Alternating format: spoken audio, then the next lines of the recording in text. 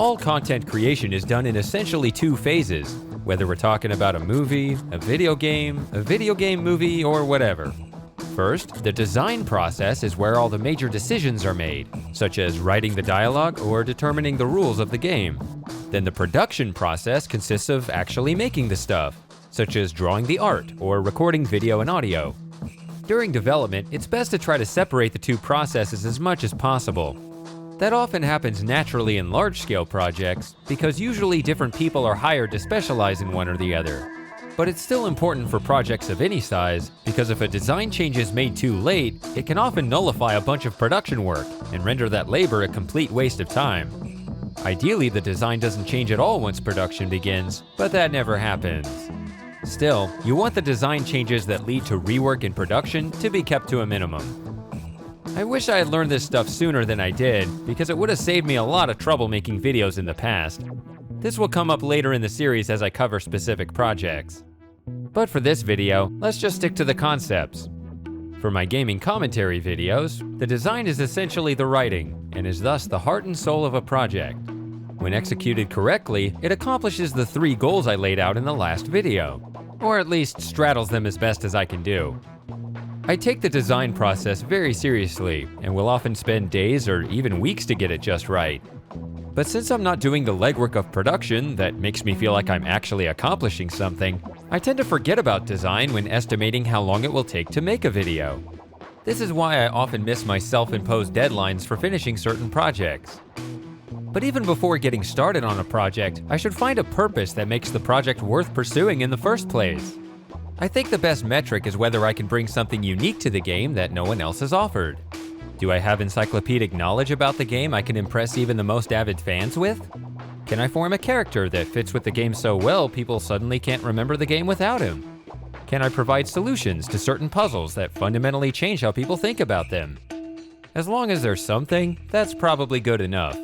But whatever it is, I then have to figure out how to present it. Hopefully, I can put it all together in such a way that when I switch to my implicative style, you still notice I included everything. So now I've picked a game and it's time to work on the design. The first step is the high-level design, which is the 30,000-foot view of the whole project. This is when overarching decisions are made. For example, if the worlds can be completed in any order, like in Myst, this is when the order is determined. Good high-level design can help establish consistency, which I talked about in the last video. And it's also when I come up with themes and routines I might want to employ throughout the series. For example, in my Exile series, the first thing I say as I enter each lesson age is, "Welcome to the This Age," in a happy tone, followed by a general description for that age and its function. But in the final age Narayan, I changed it up and delivered a variant of the line with trepidation to play up the fear factor as my character finally confronts Savidro. The point here is that I would not have adopted such a predictable formula earlier on if there wasn't a plan to disrupt it at the end. It's not complicated, but it's the kind of thing you do have to plan ahead for. So you can see why high-level design has to come first. Once a few episodes have already been published onto the permanence of the internet, the opportunity for playing around with ideas like this has passed. Or at least it's limited based on how those episodes went. Then low-level design deals with all the minutiae of the series, such as how exactly to word a sentence, or which button to push first when experimenting with a puzzle. It sounds simple, but it can become tricky once the character I described in part 2 is introduced. That's because my agenda as the creator isn't what's ostensibly driving the action anymore. As the creator, I need to show off as much of the game as I can, but my character also needs a motive for everything he does. In some cases, he may also have the direct motive to exhaust all the options, but oftentimes his motive is instead designed to hide my own. Ultimately, when all levels and components of design are taken into account, there ends up being quite a few things to juggle at any one time. With so many moving parts and constraints, the design starts to look more like a large Sudoku puzzle with deterministic solutions, as opposed to a creative writing exposition with more options. So once I work it out, I'm usually reduced to only a handful of possible blueprints. Let's take a deep dive into an example, because I think that's the only way to really see it. Now I know my attempt at a Space Quest 4 series wasn't the most popular, and it had its own issues on top of that. But the point of this demonstration isn't really about Space Quest 4, my video on what happened to this series will come later. I chose the Streets of Xenon here because I think it's a great visual example for showing the design process for my videos, and the type of enormous logic puzzle that comes with every game. So don't worry if you don't know anything about this game, I'll explain everything you need to know about it for the sake of the example. This is sort of a mid-level design, so it'll capture a good range. So the Streets of Xenon make up the first region of the game. It is a 9-screen grid surrounding a single street intersection.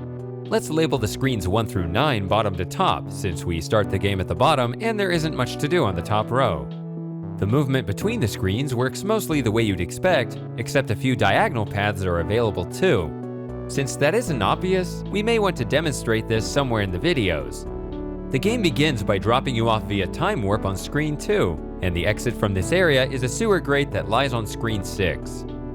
So that's the board, now here are the pieces. First, here are the overarching goals I talked about in the last video. In addition to everything I've talked about already, this game requires me to save it often, since there are a lot of ways for Roger to die. That alone may give my player character enough reason to save every so often, since he doesn't know where the deaths are, but it might be more compelling if we can come up with specific reasons in individual cases. And since the game is narration-driven, I'd like my character to play off the narrator while making his decisions whenever possible. Next are the goals I need to accomplish within the game. Obviously, I want to see every screen and stumble my way into an eventual perfect score. It turns out we can organize all the achievements on the Streets of Xenon into just 2 categories. The bulk of the region centers around setting a trap to catch the Energizer Bunny that roams the area. Some of the items on this list don't give points and really aren't necessary at all, but I want to show them anyway as part of the puzzle-solving process. Besides, we're supposed to show as much of the game as we can anyway. There is some flexibility here, but for the most part, each of these things needs to be done in the order shown. The rest of the points come from an unstable explosive you find on screen 4. This object is actually a trap. If you try to go to the next area in the sewer while carrying it, Roger's fall sets it off and blows him up. The point of the puzzle is just for you to figure out you shouldn't be carrying it around at all, and instead you should just put it back where you found it. This also has some humorous effects on the score. However, the score is only shown in the control menu, so our character needs to discover all this as a subplot to his own story arc, in a way that isn't too contrived. And last, but certainly not least, here are all the ways Roger can die specific to this region. Notice how they're all possible on screen 6, which is also the exit, so it would probably work for our character to grow to hate this screen, or at least comment on how dangerous it is. It's easy to come up with lots of ways for our character to stumble into these, but what's going to make it tricky is that we have to load our game afterwards. If our character always saves right before doing something dangerous, this can get predictable way too quickly. But on the other hand, I don't need to explain to you the headaches of not saving enough, so we'll have to find a balance here. So now let's try to string all this together and design our own new video series. The game is pretty linear, so once we leave, we won't really have a great opportunity to come back and fill in anything we missed, so we should plan on doing everything now. There are multiple solutions, of course, especially with all the items that can be accomplished on multiple screens. Each solution has pros and cons, but here's how I came up with the route I used in my series. As I said, we start the game on screen 2. I'd like to make a quick introduction here and give a rundown of the plot and interface before just jumping into the game. It turns out that the zombie will eventually find you and kill you here if you hang out on the opening screen too long. But that's not a bad thing. In fact, it's both funny and practical. If the intro can be condensed into just the right length, we can knock off this death as well without needing a save to load from. So Roger gets killed and I restart, and it's time to move off of screen 2. Which direction should I go? Well, we'll need to get to screen 3 early to pick up the rope, because that unlocks the puzzle sequence with by far the most steps. So let's say we go there and do that. Then obviously my character won't want to go back to 2 and will instead head up to 6. Unfortunately, this already gets tough since the exit grate is here, so our character better not notice it. However, the cliff is also here and we'll have to wander off it at some point, so it might as well be now. But if we do that, then that means we'll either have to start over again and pick up the rope twice, or our character will get the brilliant idea to save his game after one measly task. And that's not a personality trait we want to establish for him long term. So let's try this again and try to get to the cliff without worrying about the rope. As a matter of fact, we don't want to make any progress during this run if he's going to die anyway. So if we're not going to 3 but still eventually targeting 6, then going to 5 makes the most sense. From here we could go straight to 6, but this is a good time to show off one of the diagonal paths, especially with nothing mandatory to do on the top screens. We could either sweep all of 7 through 9 now, or just go straight to 9 for a shorter trip. Either way works, but there's a subtle reason I prefer going to 9. If we go to 7, then we'll do a lot of exploration with no progress now, then we'll make a lot of progress with relatively little exploration later. Going straight to 9 allows for a better balance in this respect. Then from here we can go down to 6 like we want and run off the cliff.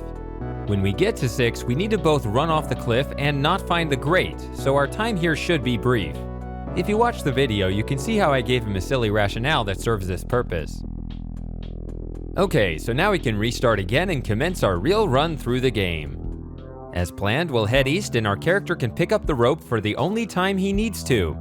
He still must head to 6 and not see the grate, but fortunately, now that he's already died here, he has an excuse to want to leave as soon as possible. But first, it turns out this is the best screen for the next step in the bunny puzzle, and to have Roger set the trap out in the open. To touch on it briefly, you can see in the bunny puzzle list that my character will try to catch the zombie first before switching to focus on the bunny. So even though screen 5 is more out in the open, we don't want to do it there because the zombie doesn't appear on that screen. So we'll do it here and then head back to 5. From here there are multiple options and it's not clear which one is best. We could explore the remaining northern screens now, or head straight for the ordnance puzzle. This is where one of the more important design concepts kicks in, which is that design should not all be assembled from start to finish. Instead, it should be constructed from the most restrictive elements first and have the rest of the timeline filled out around them. In this case, we should jump ahead and figure out the most engaging way to present the ordnance puzzle and structure the other remaining tasks around that. Now, most of that puzzle takes place on screen 4. Of course, we'll put the ordnance back on the same screen we picked it up on, but doing the two back-to-back is not very interesting. Besides, we'll need to head back to screen 6 to get blown up at some point in between, which means we'll also need to include a save somewhere in here. So where should that saved game be? I could save it right after I pick up the ordnance, but getting blown up should be a surprise. If he saves it here, that may instill an increased level of suspicion we don't actually want him or the audience to have. Besides, the later we can postpone saving, the fewer things we'll have to do twice. So maybe we should head down to 1 and get the laptop before saving. We don't want to always postpone saving to the absolute limit though, because that would make the series predictable once again, and could even jeopardize the credibility of our character. In this case, I didn't mind needing to catch the bunny twice. So if our save is here, that means there will be 2 eventual trips over to screen 6, one to get blown up and one to leave the area. That means starting from our earlier point on screen 5, there are 3 total opportunities to swing by screens 7 and 8, so it's justified to try to spread them out. At this point, I think you get the idea, so let me jump straight to my solution and not bog any more of this down with the entire deduction process. From here I chose to head straight to 7 and hide from the droid there. This way I keep the top row from becoming completely useless. Moreover, the droid encounter provides a motive to save the game, which in turn accomplishes 2 things here. For one, it provides a natural way for the unsuspecting character to peek at the score, just in time to see how the ordnance will soon affect it. And secondly, the save on screen 7 is a red herring. This game is never loaded. That gives us that lack of predictability we're looking for. So as the rest of my solution fills out, you can see how it always tries to strike the right balance between efficient travel, character motive, and mixing up which puzzle is being worked on, until the whole agenda is complete. See what I mean when I call it a Sudoku puzzle? While this isn't the only way to do it, at the end of the day, when looking for something near optimal, most of it does pretty much solve itself. When I analyze this stuff, my attitude is the best solutions are more discovered than merely created. This is the fun part of content creation, by the way, and is ultimately what makes seeing the final product so satisfying. I don't mind the extra time I sometimes spend on design, so don't get any ideas I should cut down on my work here. I admit my perfectionism can get in the way, but that can happen at any stage. The real issue is when it gets in the way during production. So let's talk about production. Once the design is complete and I have everything planned out, it's time to put it all together in the production process. This isn't some tutorial video, and I'm no technical expert anyway, so I'm not going to go into that side of it. I really just want to talk about how production is affected by my perfectionism, or what I like to call attention to detail. I'm sure this is what's slowing me down, but in my defense, some of it is necessary. Like, I've spent a huge amount of time trying to learn all the different facets of audio and video production, from the right equipment to the right technical settings to all the proper recording techniques. I spend too much time on it precisely because I'm not an expert, and yet I still don't know everything I need to know, and I don't do anything that fancy. Even so, let's quickly run down the list. The most obvious part of the production process is capturing game footage. I already expanded on this topic in my behind-the-scenes video for the remake of the Real Mist series, so you can learn more about it there. One thing I mentioned was how some recordings took dozens of tries before I could record a take I found acceptable. If the nature of the series is to simulate continuous gameplay, I'll go over the top to achieve this effect as well, because otherwise it's very easy to disrupt the immersion into the game. Again, it's in that other video. The other factor with game capture is ensuring the highest possible video quality. Historically, this has been a huge challenge that has taken different forms depending on the game. Converting video resolutions correctly is one major thing responsible for slowing production in the past, since automatic stretching algorithms in the video editor are designed for photos, so they blur the glorious pixels I would rather preserve. Fortunately, my new capture card allows me to record straight to the right resolution, so I can skip this step more often now. The only downside is I'm gonna miss those tiny source recording files, especially since they were actually lossless, unlike what the capture card gives me. But YouTube compresses it again anyway, so you probably can't tell the difference. Then audio production is an entirely different beast. One thing I can mess up is the balancing between the tracks. I want to have the game sounds as loud as possible while still allowing you to hear my voice. So naturally, the only direction anyone's ever told me to turn the game sounds is down. I may just be too aggressive with the volume, but there could be a conceptual disagreement behind it as well. The game is supposed to have center stage, not serve as an afterthought to my voice. Even for this series, each musical number is selected to set the mood, not serve as interchangeable background noise. Who knows if I'm processing the audio right on the technical side, since I have no professional experience, but I do know the principle that your audience should never have to readjust the volume once they set it at the beginning. If you do it right, you should be able to yell in the microphone and create whatever jump scares you want without harming headphone users. That "rip headphone users" meme should never apply to you if you're a self-respecting content creator.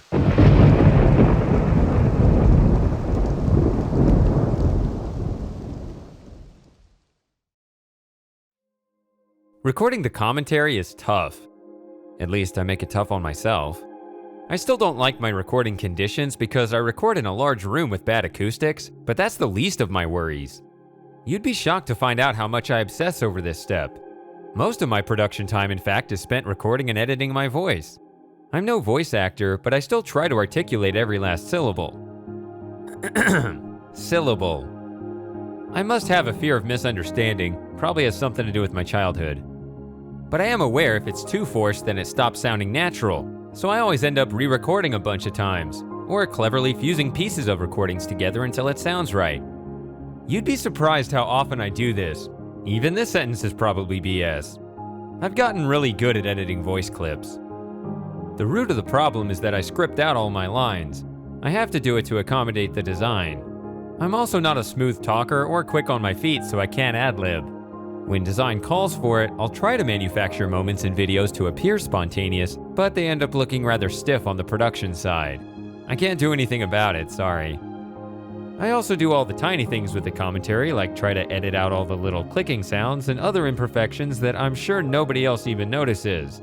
I tell myself all the time to not worry about these things so much, but as soon as I do, I immediately spot a bunch of problems and I can't help jumping back in there to fix them. You may have noticed I listed pacing as a component of production in my graphic earlier.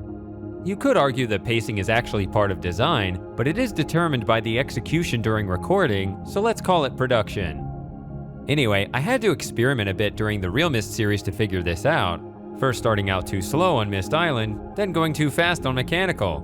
But I think I nailed it pretty well throughout the Exile series. That may have happened by accident though, because the game felt like it was lagging while I was recording. But then the playback turned out fine, so maybe I was lucky. A few people have told me my videos have a relaxing effect, in which case, good. Maybe I'm doing something right. And finally, the ultimate task is to assemble all the pieces together in the video editor. I don't really have anything to say about it specifically, except that there are a lot of pitfalls I can run into at the last minute. so I get doubly obsessive and insecure during the final review. Not that it matters, things always slip through the cracks anyway. Believe it or not, I do want to make videos at a faster rate than I currently do, and I know the YouTube algorithm favors channels that produce regular uploads. Fortunately, I do see improvements I can make in both the design and production phases to help with some of that, although my attention to detail is likely here to stay. The hidden variable with upload frequency is the length of each video. My productivity is best measured by the number of minutes of content rather than the number of videos. So is it better to divide the same series into a bunch of shorter episodes or a few longer ones? It's the same amount of content either way. Shorter episodes might help the algorithm and give the appearance of more channel activity, but longer episodes have fewer disruptions and only take breaks in the most natural places, so I find them more aesthetically pleasing. They also allow for more comprehensive control if I need to go back and edit something. Whatever my next major project is, I should do as much design work up front as I can. I may even want to get ahead on production too and stack some completed episodes in reserve so the upload dates can be closer together. That would mean extra wait time at the start, but I like to think that would pay off. So that concludes this section of the series. Let me know your thoughts about it. Now that I've given myself the vocabulary, I'm better prepared to more fluently discuss specific projects. My plan for the next section is to cover both my current projects and all the main candidates for my next major project. I have a lot of things to answer for. I'll start with the project that's currently in the best position to actually be completed. See you in part 4.